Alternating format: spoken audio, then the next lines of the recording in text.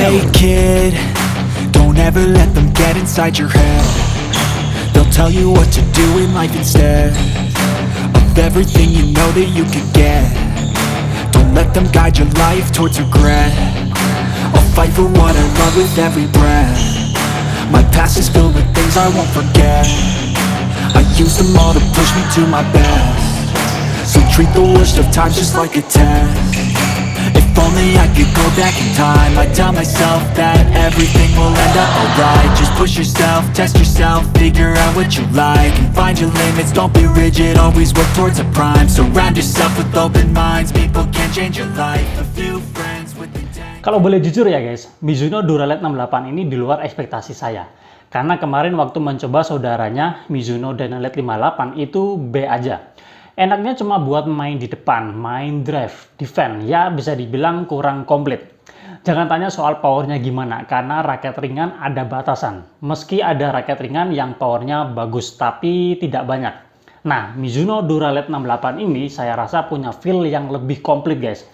Ya bisa dikatakan masih lebih enakan lah daripada Mizuno Duraled 58. Dan ini termasuk raket yang menurut saya buat main power itu juga enak, meskipun ini raketnya ringan.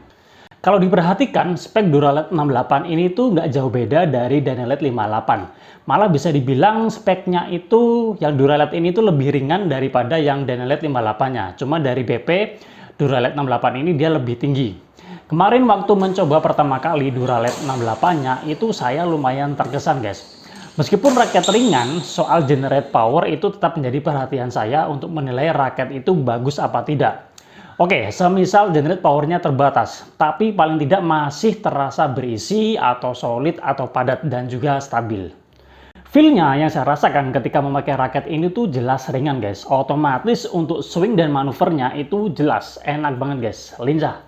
Kemarin waktu kondisi kosongan ini beratnya ada di angka 76,8 gram ya. Jadi kalau dibulatkan ya 77, sementara BP-nya ada di angka 298. Jadi bisa dikatakan head heavy ya, meskipun nggak terlalu head heavy banget. Nah, setelah terpasang senar dan overgrip, berat totalnya menjadi 87,5 gram. Jadi kalau dibulatkan ya 88 ya. Dan BP-nya itu turun menjadi 291, 292. Jadi lumayan turun ya. Ini tergantung nanti kalian milih overgrip dan cara masangnya. Kan ada yang sampai di atas ini, ada yang cuma di batas konnya ya. Jadi itu nanti akan mempengaruhi berat dan BP juga tentunya ya.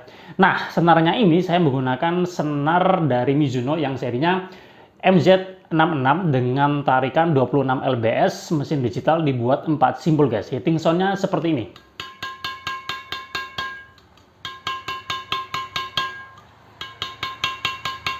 Menurut saya ini hitting sound-nya nyaring guys ya. Nah, sementara untuk stimulusnya ini yang saya rasakan dia flex, jadi sesuai dengan spek bawaannya guys. Handlingnya ini enak guys. Pengalaman saya mencoba raket Mizuno, handlingnya tuh enak-enak. G5-nya tuh enak banget buat tangan orang Indonesia guys. Soal adaptasi, raket ringan tuh mudah banget ya adaptasinya. Tinggal nanti menyesuaikan aja di memaksimalkan di bagian powernya ya guys. Raket ini finishingnya glossy ya, cuma seperti tidak ada lapisan dasarnya. Jadi begitu raket ini jadi ya dari cetakan itu dia langsung dicat glossy. Mungkin maksudnya untuk menekan berat raket ya, karena kalau dikasih lapisan dasar pasti nanti akan menambah berat ya, meskipun tidak banyak, tapi mungkin ya menurut saya ini cara Mizuno untuk menekan beratnya ya, jadi nggak dilapisi cat dasar. Jadi kalau kalian perhatikan di beberapa bagian itu terlihat seperti kasar gitu ya guys, tidak rapi ya. Nah, untuk soal desainnya kalau menurut saya ini cenderung biasa aja ya, tidak seperti Mizuno yang biasanya itu yang memiliki desain yang terlihat wah ya. Kalau ini menurut saya sih biasa, meskipun tidak terlalu jelek ya, tapi ini nanti soal selera aja.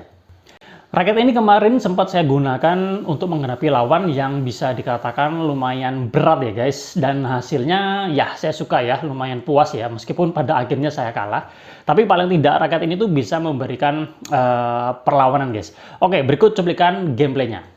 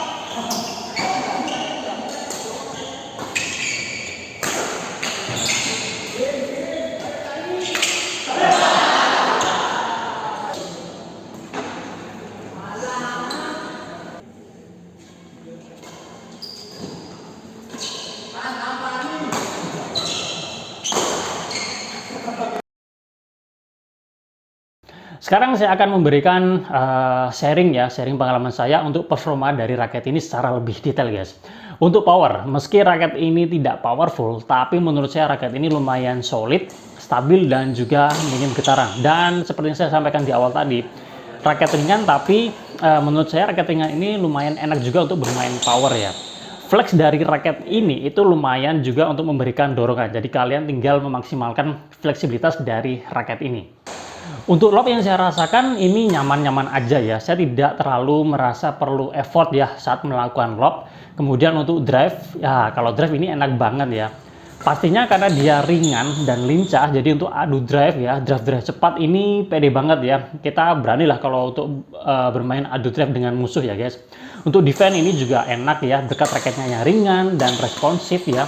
Jadi ya lumayan lah, handle-nya juga ini enak. Jadi untuk perpindahan antara backhand dengan forehand ini enak ya, responsif ya. Kemudian untuk drop shot enak, cuma karena dia raketnya ringan, kita hanya perlu memberikan sedikit tekanan atau dorongan ya. Kemudian untuk netting enak dan nyaman. Kemudian untuk kontrol dan placing ini sebenarnya enak ya. Cuma kemarin waktu saya coba butuh adaptasi ya, karena dia flex. Jadi kalau kita mau mencari akurasinya ini agak butuh penyesuaian kalau menurut saya.